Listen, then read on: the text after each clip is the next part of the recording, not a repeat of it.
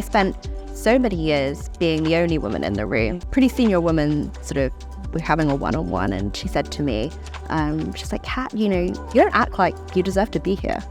That's so interesting. Like you know, so-and-so and so-and-so, like, they walk around like that they own the seat at the table, and you don't do that. And that was a real wake-up call for me, because I think, while I probably did feel it, and I know you talk about imposter syndrome and all of those things, and I think that was definitely true for me. Having someone call it out so helpful was hard but helpful. There are all these women who'd been invited because of their very significant contribution to British public life, and they were kind of authors and scientists and extraordinary women there.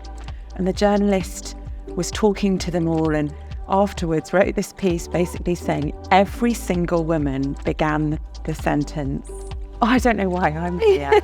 I can totally believe that. She said, if that was a group of male kind of leading financiers, leading politicians, leading authors, scientists, actors, there would not be a single man who opened with, "I don't know why I'm here."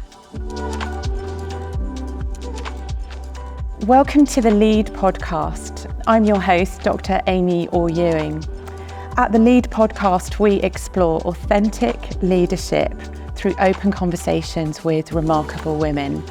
And today, I'm delighted to be joined by a truly remarkable woman, Kat Tait.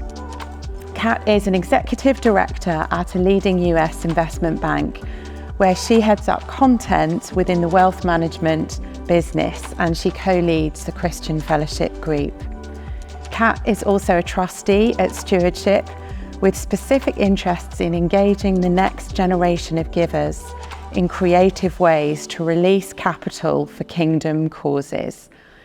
Kat is married to Alex. They live in London with 2 children and 1 on the way. Welcome, Kat. Oh, thank you so much for having me. Thank you for being here. First of all, let me ask you, how did you get started in your career? Thank you. Yes, I have to say, if you asked me at the age of 15, what would I like to do with my life? I wanted to open a beauty salon and drive a blue convertible, specifically a blue Peugeot 206, because I think I'd seen somebody who I thought was very cool doing that. But no, on a more serious note, I suppose I went to a fairly academic school. I had quite Asian influences growing up into my life, and I think really found a love of economics, in my later years at school, which really, I suppose, balanced that sort of academic rigor, but also that real genuine interest in terms of, how the markets work and how the economy runs, and I think there was a lot in there that I just found really, really fascinating. So this was as a teenager? This was already a teenager, so 16, world. 17, and I decided, the market seemed like a really interesting place to be. So decided, yes, I wanted to work in the city. I wanted to wear the high heels and the pencil skirts, and that was sort of it. The rest that was it. And then I was actually incredibly fortunate to be accepted on a gap year program at the Bank of England. So this was before I went to university. It happened to be 2008. So it was obviously interesting time when the world was falling apart. Wow. From a kind of financial markets perspective, and a lot of the kind of conventional wisdom that had, I suppose, grounded a lot of the studies that I'd done to that point, and I suppose economic thought at the time was crumbling literally before our eyes. Yeah. So I turned up at the Bank of England. 10 days later, Lehman Brothers collapses. And about 2 months into my time there, I was invited to be part of a group, I think purely just right time, right place, right time, and, obviously the Lord, that was pulled together to basically work out what our response was going to be. So you're 18 so and you're on the response task, and I'm the Excel monkey on the response team. So what an incredible front row seat. I think it was certainly quite a start to my career. And I think, you know, I learned a huge amount during my time there, both in terms of just seeing how wrong things could go, but also I think understanding the power of financial markets to really dictate so much across people's day-to-day lived experience. So I had an amazing year, amazing experience, but I think for me, came to the end of that year, and it was a very distinct year because of the nature of the program, and realized that for me, while I thoroughly enjoyed that time, I wanted something that was perhaps a bit more dynamic and a bit more relational, just because of my personality. The bank is very academic, and I knew that for myself, being in a more markets-facing role was something that would probably suit my personality. So one quick question, was it unusual for you to be a woman in those spaces, or was it about 50-50, would you say? I would say, and I think this has been a theme probably throughout, is that it is a very male-dominated industry, particularly at higher levels. But I think there's been a huge shift. There's definitely a shift happening, and I'd say, you know, every single class that I've been, every sort of new intake that I've been part of has been much more 50-50. So I think there's a definite shift and an intentionality to move towards parity, whatever parity is. But I think it's you know, as a function of, you know, of time, it's just it is a much more male dominated industry from the. So you're working in the Bank of England in your gap year. Amazing. Yes. Didn't quite go backpacking in Thailand like everyone else. A woman of pretty clear intention and determination there. And so you're already, as a teenager, you've got a sense of direction about life. So you go to university. What did you study? So I studied economics at university. And to be honest, I didn't, having really fallen in love with the subject at school, I really didn't enjoy studying it. And I think the reason I didn't enjoy studying it was because it was all incredibly theoretical. And I'm just a much more practical, like, how does it actually impact things? How does it actually impact people? You know, what's the output of this? That's how I'm wired. So I think I very much enjoyed university, but I think the studying part, I just sort of did it to get through to the next stage. And then the next stage was? And then the next stage, I was applying for internships, as you know, everybody does. And for the penultimate summer, I applied to all of the investment banks, and was able to get the internship at the place that I still work today. So 13 odd years later. So it's been quite a journey. Fantastic. Wow. Okay, so let's zero in on a question we were just talking about earlier. You talked about the kind of people orientation rather than the kind of theoretical orientation as a draw for you. Can we scroll out and ask the question, how do you think finance can be used for good? Because as a Christian, you're devoting your life to this career. You feel God has called you into this career. Big picture, what does it look like to kind of contend for finance being positive rather than negative? Absolutely. I think there's a very compelling common narrative out there about, you know, finance being full of greed and the main drivers being, you know, just go back to Wall Street movies, you know, greed is good, Gordon Gekko, all of that. There's a huge, there's a plethora of kind of, I suppose, you know, Hollywood narrative around the negatives that come from banking. But actually, if you go back to some of the origins of modern banking, a lot of the initial entrepreneurs in that space were Christians. Wow. And so, you know, if you look I don't think I knew that. Yeah, there's a great documentary that Ian Hislop did on BBC a number of years ago called When Bankers Were Good, which actually talks about how kind of around the Industrial Revolution time, it was actually a lot of the Puritans that were the original bankers in that sort of iteration of banking, who set up a lot of the institutions that we know today.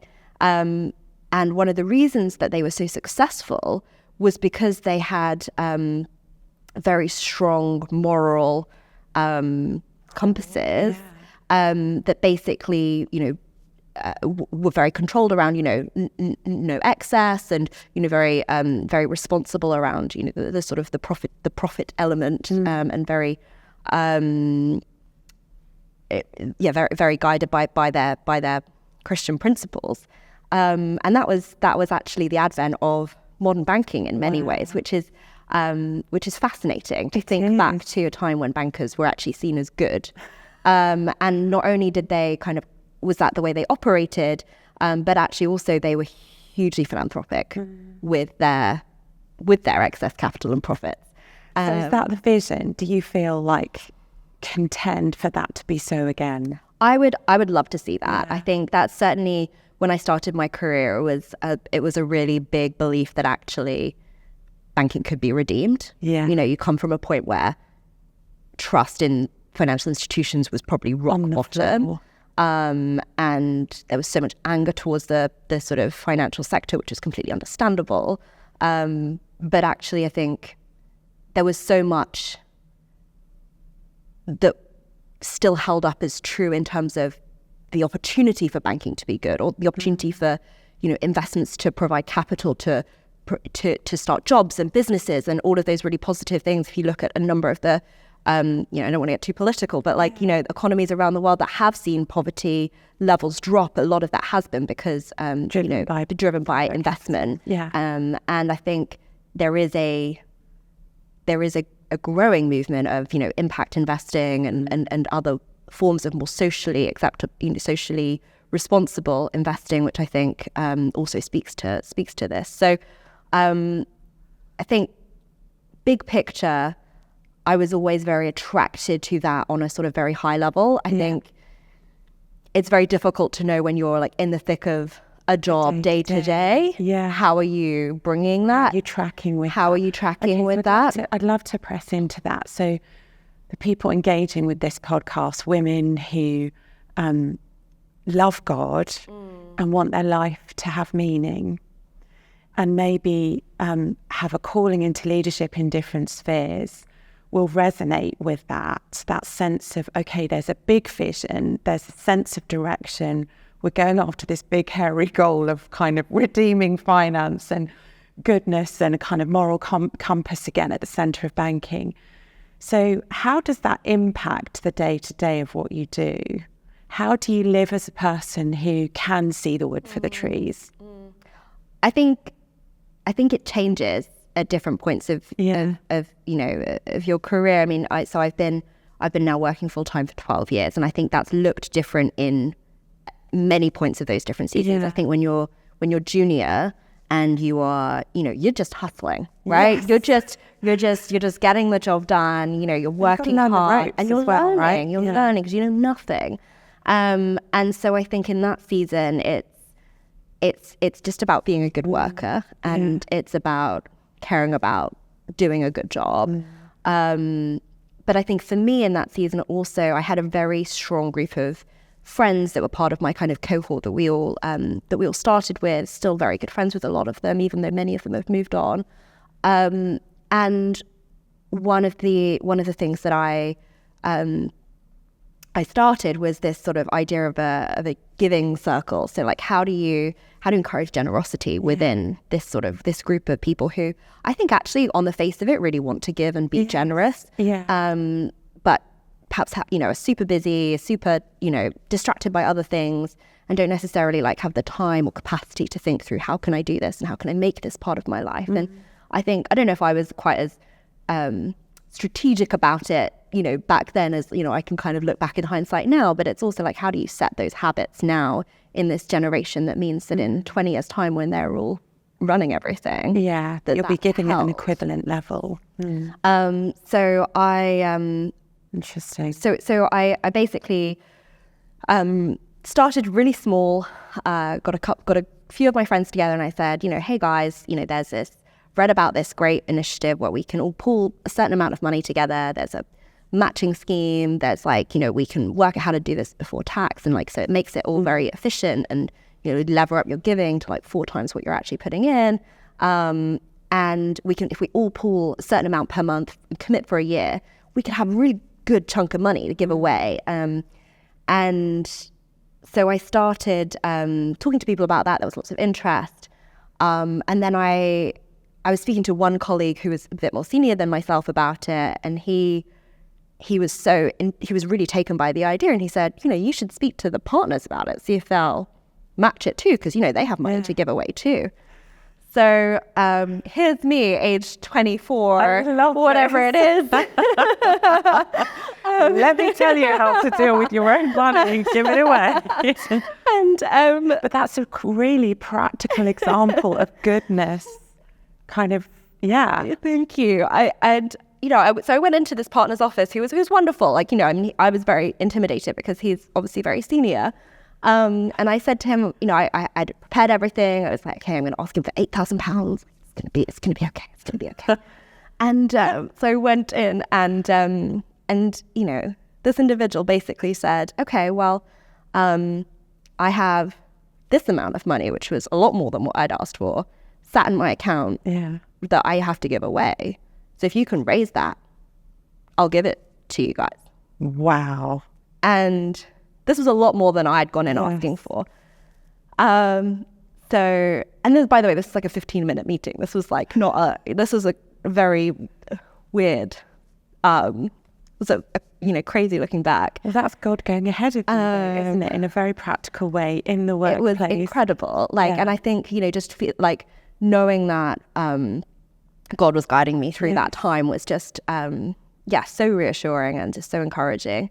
But so then we thought bigger and we brought more people in. Wasn't just my friends at that point. We started asking other people across our division if they also wanted to kind of create these little giving groups. So we had, a group of kind of us young uns who were giving, a sort of fairly modest amount. Then you had a kind of group of slightly more senior people who were giving a bit more, and then a group of others who were giving. So we had 3 groups.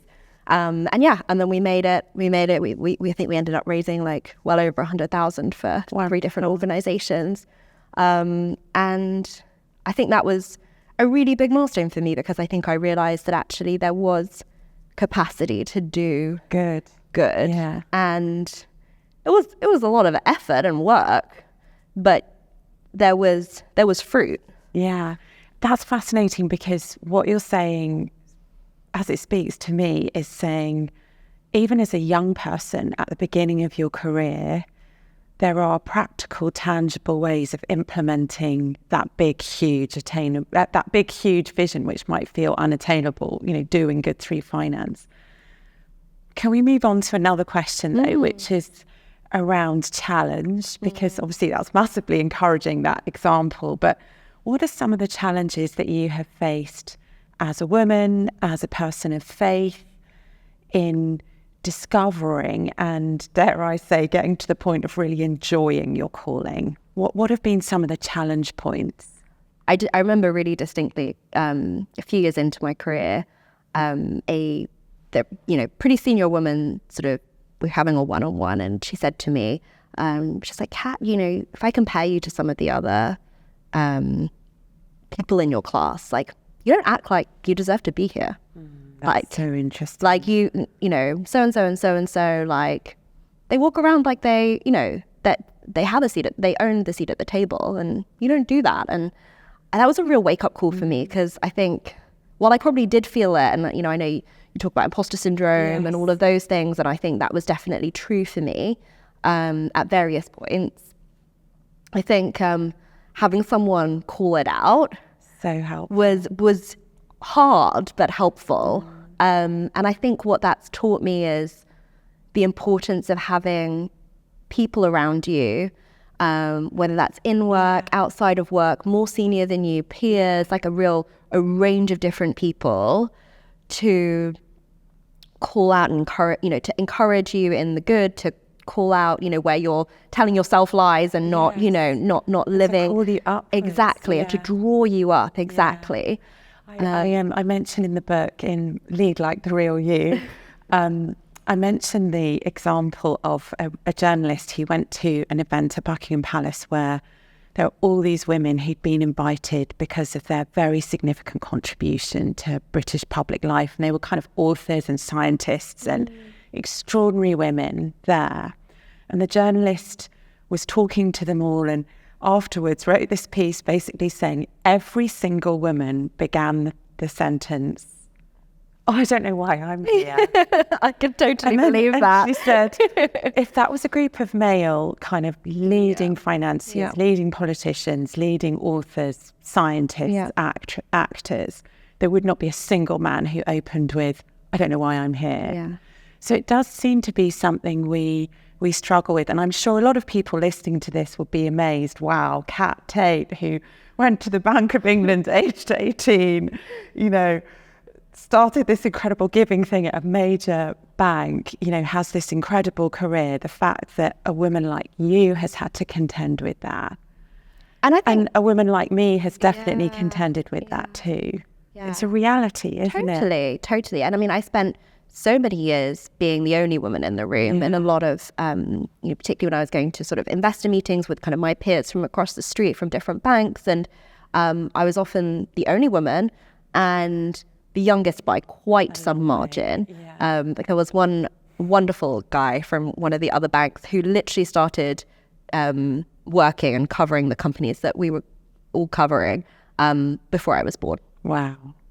So how did you cope with that? Yeah. Did you feel very conscious of being the only woman? Super conscious. But I think over time, and again, I think this is where having good people around you to encourage you and, call out where you bring value and like where you bring something different is really helpful, because I think as I spent more time in that environment and as I kind of, I suppose, grew more comfortable, I think what I realized is that actually, my value wasn't in trying to be like that guy and trying to remember, like, and knowing what happened to this company in 1995. Like, that was never going to be who I was, or like what the value that I could bring to people understanding whether or not they should be investing in this stock or not.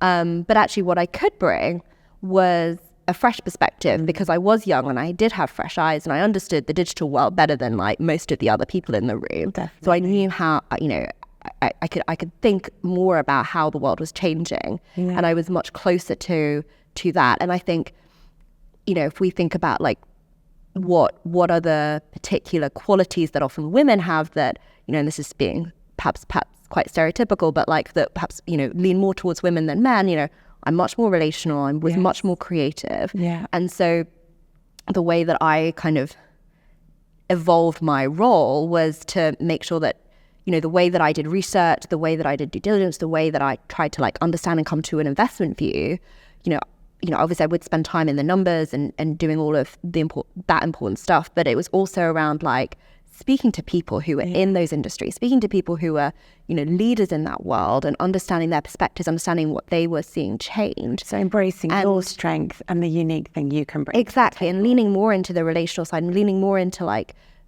creativity in terms of like, how do you tell the story? How do you think about how the world is changing, and then, think about investment conclusions as a result of that. So I think what happened over time was that, the way I research also changed, and that it got to a point where it felt a lot more authentic to me, because it was actually leaning much more into the way that I was naturally wired, rather than just trying to copy what other people had done before me. I love that word, authentic. This is what the Lead podcast is about. Authentic leaders, women leaders, hearing their stories, engaging with what they've learned, passing on those lessons to the next generation. Kat, I want to just go back into this question of, I guess, connecting the discipleship that we experience in church with the actual role of leadership God has called you to. And my sense is, as I look around the church, that often,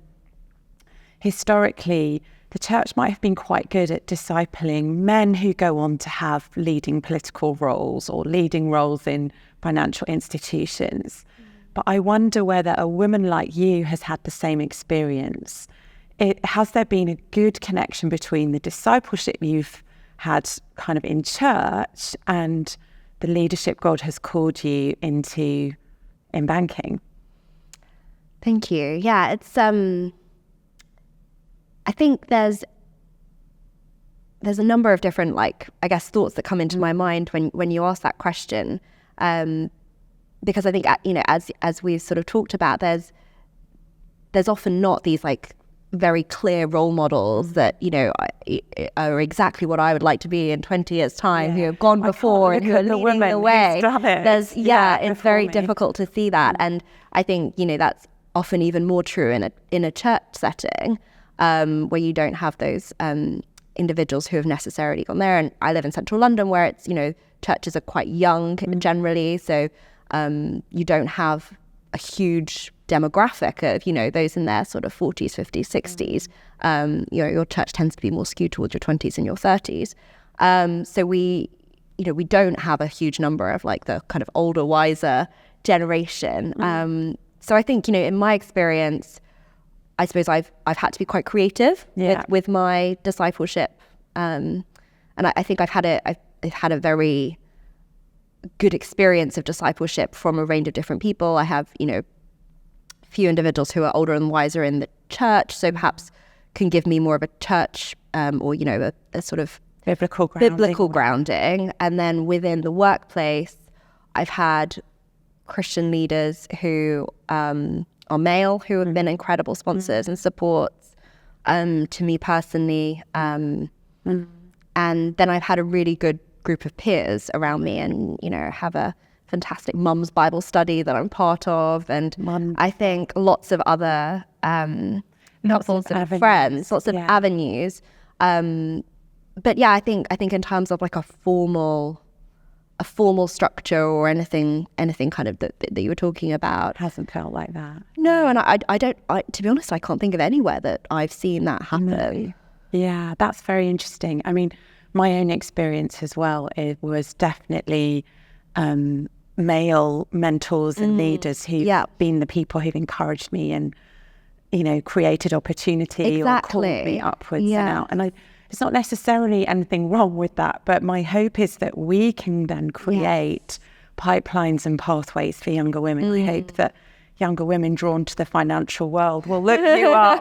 Well, I think you're right, though. I think there is a pressure, and, you sort of think like, oh, I wish I had more mentors, but then you're like, oh wait, there's probably people in their 20s that are thinking the same, and oh wait, that might be me. That's no pressure. Exactly.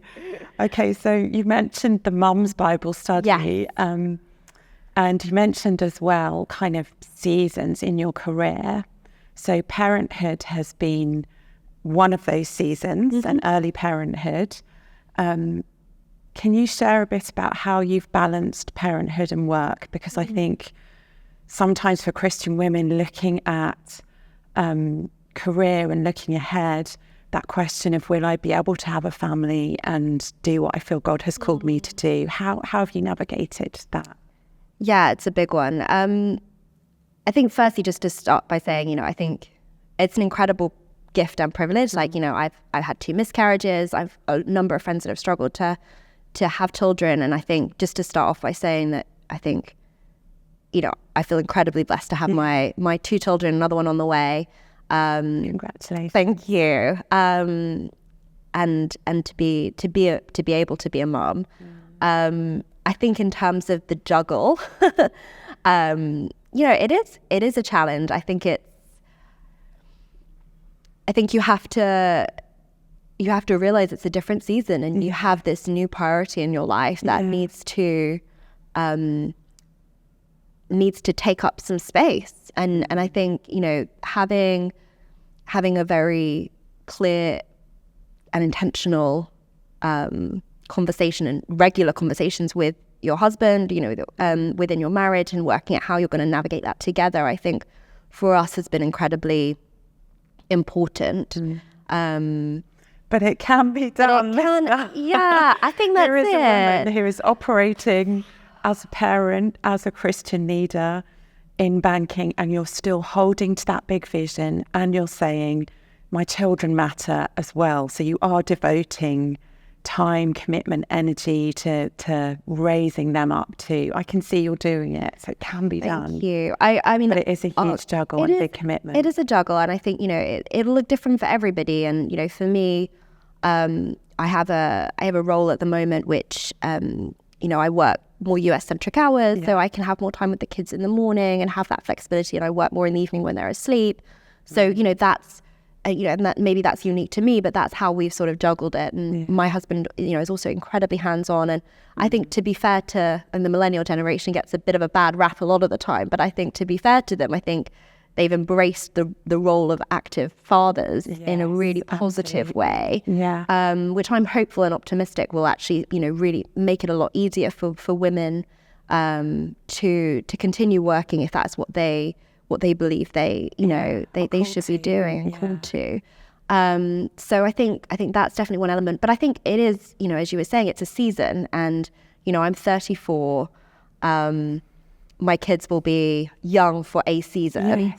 And I will probably be working until I'm in my mid to late 60s, you know, depressing as that sounds. I read a book if recently not longer. Like exactly. The 100-year life means we're working. Yes, I read that book too. It's frightening. So, you know, I've probably got my whole life again to give after my kids start school or whatever it is. So I think it's a season. But it is time management, isn't it? I remember somebody asking me about book writing, and they then told me 10 years later, apparently what I said was, oh, well, I write books during their naps.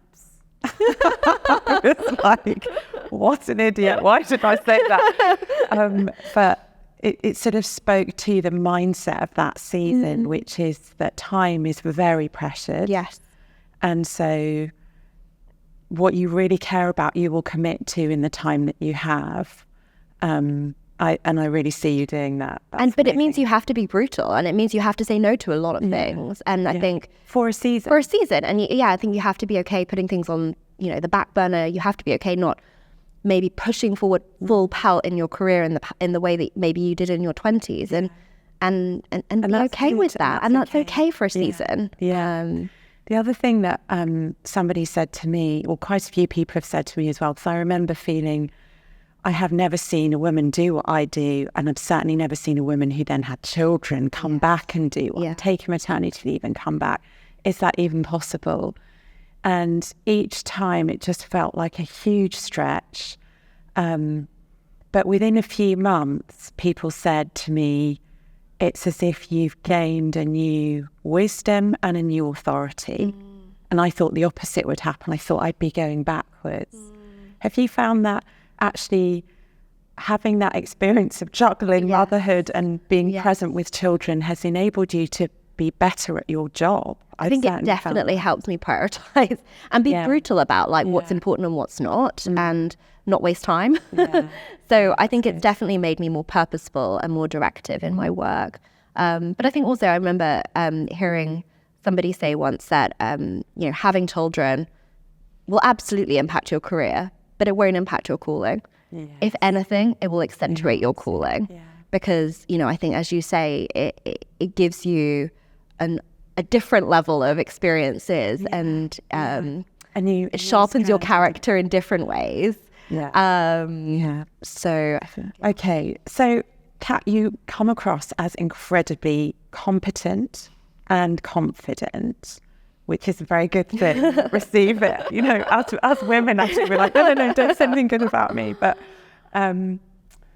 have you ever had to manage nerves? It's hard for us to imagine you managing nerves. Have you ever had to cope with feeling really nervous? And if so, how have you coped with that? There's definitely been seasons of it. Or I think for me, nerves are often around like a particular event, like if I have to give a talk, or if I'm, you know, going to be presenting on something, or if I've got a big report coming out, or something like that. For me, I'm a prepper, so I'm just. Me too. This is why I like you. There's a lot of connection here. Over prepare. That's one of the things I wrote in the letter. So I'm not sure that that's necessarily a good thing. I'm not sure it that way. Yeah. So I think that's always been my natural inclination is to just really devote the time to preparing, and then I would say prep and pray. Prep and pray is probably what I would say in those situations. But I think the other thing is, if it's something that is persistent, in terms of like persistent nerves, I think questioning what is actually behind that is also really important. Like, is it a fear of man thing that's really getting under your skin? And I think that's just why prayer is so important to center us, I think, back to. And do you do that through the day, including at work? Yeah, if I'm about to go into a meeting, if I'm about to go to, that I'm really nervous about, if I'm about to go into presentation or whatever it is, and I can feel my kind of cortisol, kind of rising and starting to blood pumping around. Deep, exhale and pray. And I mean, I don't know what else to do. I think it's neither. Well, one thing actually that I've found interesting, you mentioned the cortisol. I have found to not fight that and to even say to myself and to my body, this cortisol is good. I need adrenaline to get up and speak to 5,000 people. Yeah. Don't fight it. Absolutely. And actually welcome God into that embodied experience of nerves. Exactly, because actually is one of the reasons you're nervous, because it's a really good thing you're doing and you just don't want to mess it up. Yeah, exactly. Right? Yeah, that's that gravity, that's so good. Taking responsibility on those things and like feeling that, not necessarily a bad thing. No, so not fighting that way. Okay, another question about challenges. Do you think there are particular challenges for women in corporate leadership? I think for women who have, we've talked about this already a little bit, but like for women who do choose to have children and go down that sort of route, I think there are some very natural challenges to just the juggle and the expectations, I think, for what you're able to deliver and your availability and your ability just to drop everything. But I think it's getting better. I'm optimistic that it's getting better. I think there's more and more people. We can be part of that. Yeah, I think there's more awareness now for some of the challenges, and I think, as I said before, that there's more men that are, particularly I think in the millennial generation, that are like stepping up and doing more and taking on more responsibility at home, which I think is a really positive. Really good. Really positive thing. Okay, I've got a couple more questions before we bring this into land. And one is the question about friendship. So you mentioned peer relationships being important, but what role would you say friendship has had in sustaining you in your calling and your career? I think having a handful of very close friends that I can text at any point and say, I really need you to pray for this. I really need and who can be completely honest with that. No, you might not understand the ins and outs of your world, but know you deeply as a person, and you don't have to caveat or like say anything. You can just be completely safe with. I think is incredibly important. That you can pray with really vulnerably. I think is incredibly important. So I think having kind of prayer partners or prayer triplet, I think is something that I've found over the course of my career really, really helpful. We've actually had a really good group of us within the kind of Christian fellowship at work who have become very, very close over time. Amazing. Which has, added, I guess, that additional lens of where we, really understand each other's context and are able to kind of, I guess, pray more specifically around things in the corporate environment. And I think I actually had an amazing experience. Last year, my daughter had actually been very, very sick. She'd just come out of hospital. She'd been in for 10 days. I'd been sleeping on a little pull-down bed next to her and, very stressful. It was... So I was a slightly broken human at this point in time, very, very sleep deprived, but I was in work. She'd come out and she was kind of better.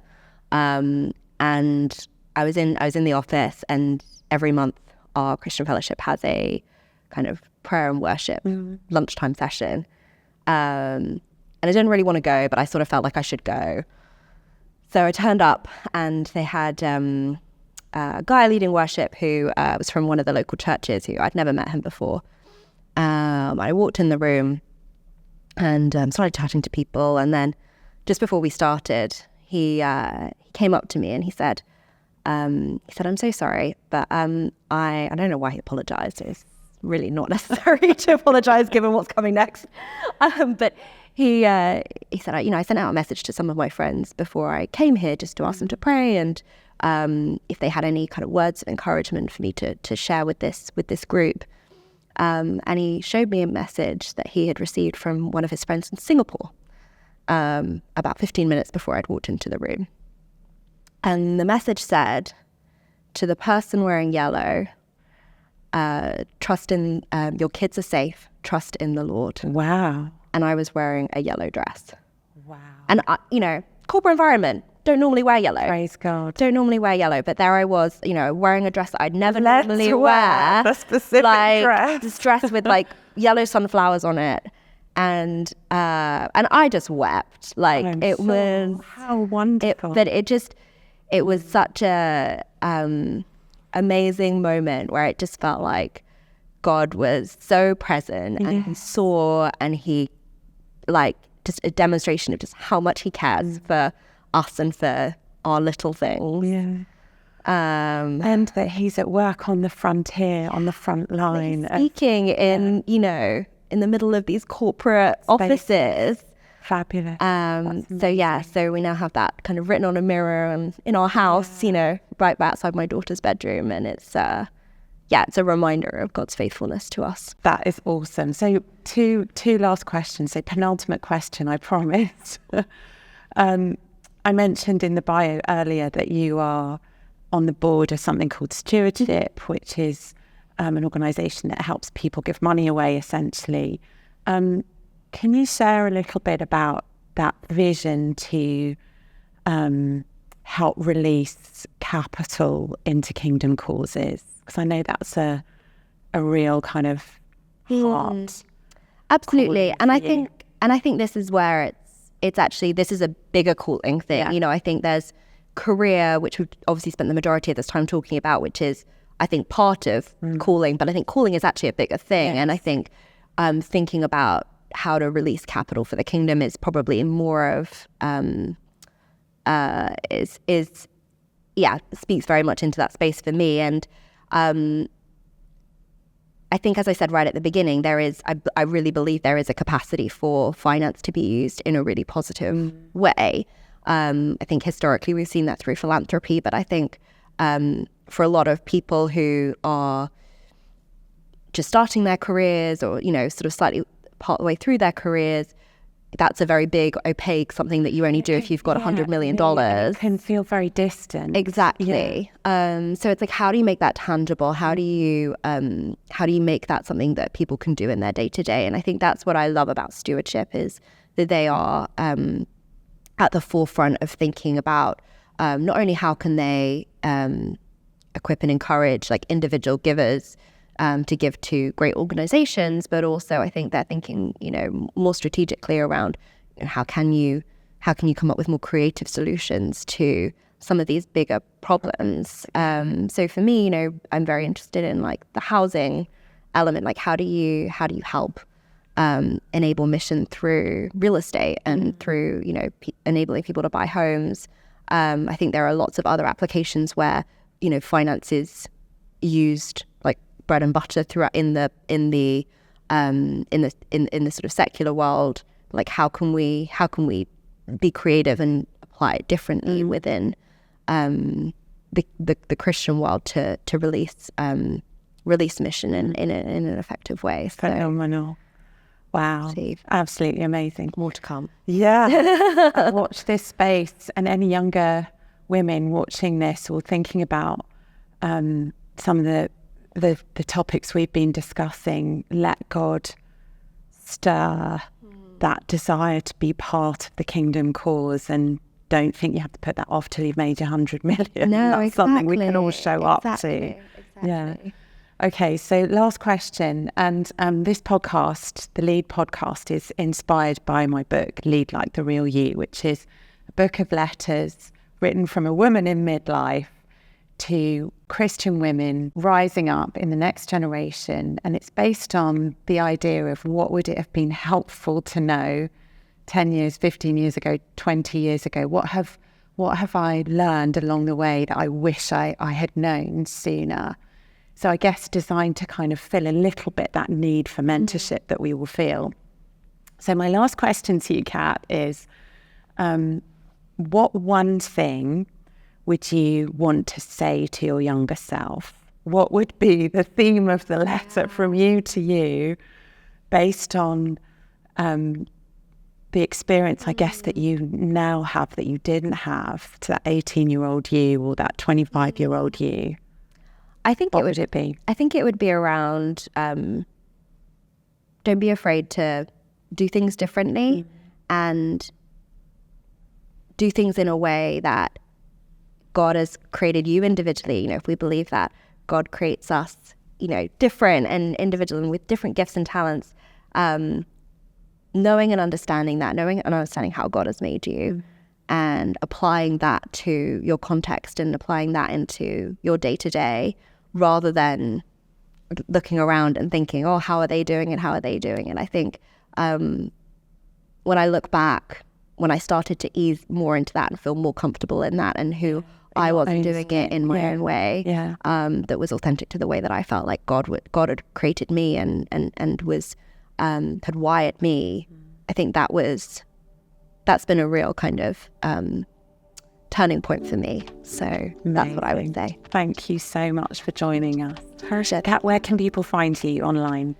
So you can follow me at Canapé Queen on Instagram, which is a whole other section which we didn't get into at all. But it's incredible. Definitely check out Kat's Instagram because it's creative and beautiful and wonderful. But yes, that is the less corporate side of me. Brilliant. Thank you so much for joining us Pleasure. on the Lead podcast.